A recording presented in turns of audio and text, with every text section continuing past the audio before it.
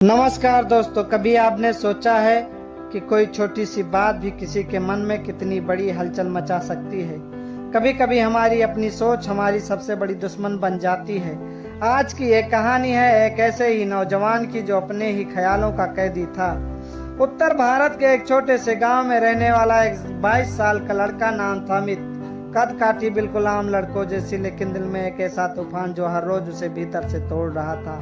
हर छोटी छोटी बात उसे परेशान कर देती। अगर कोई उसे कुछ कह दे तो बस उसी बात में अटक कर रह जाता। कभी अपने भाग को कोसता, कभी भगवान को, और कभी बदला लेने के ख्याली पुलाव पकाता रहता। उसे नींद भी नहीं आती थी, भूख भी नहीं लगती थी। उसके पास समय तो था, लेकिन शांति नहीं थी। वह हर वक्त मानसिक थकावट में डूबा रहता। धीरे धीरे दोस्त उससे कटने लगे और जीवन में अंधेरा छाने लगा। एक दिन उसके दोस्त ने उसको समझाते हुए कहा, अरे अमित, तुझे खुद को समझाने की जरूरत है। पास के बौद्ध मठ में एक जैन मास्टर रहते हैं, जा एक बार उनसे मिला, शायद कोई रास्ता निकल आए। अमित बौद्ध मठ में पहुंचता है। अमित एक शाम दोपहर उस मठ में पहुंचा। आसपास सिर्फ हवा की सरसराहट थी और मंदिर की घंटियों के मध्य से आवाज। वह मास्टर के सामने बैठता है और धीरे धीरे अपना मन खोलने लगता है। अमित गहरी सांस लेते हुए, गुरुजी, मेरे साथ जो हुआ उसे मैं भूल नहीं पाता हूँ। हर गलती, हर ताना, हर चोट मेरे मन में घूमती रहती है। मैं अब थक गया हूँ, क्या करूँ? मास्टर ने एक शब्द भी नहीं कहा।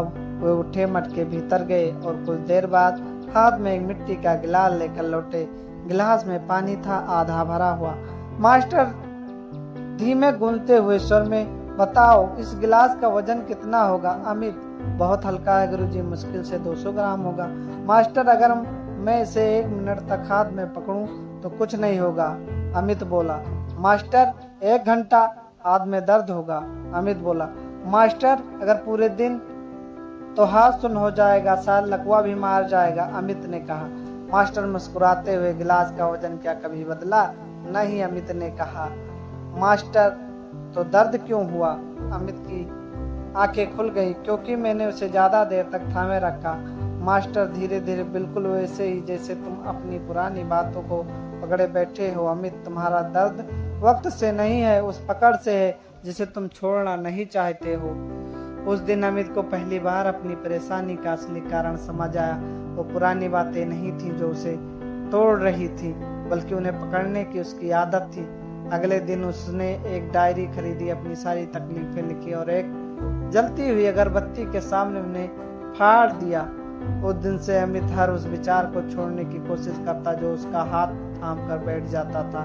धीरे धीरे बदला, उसने अपने भीतर की शांति को पाया।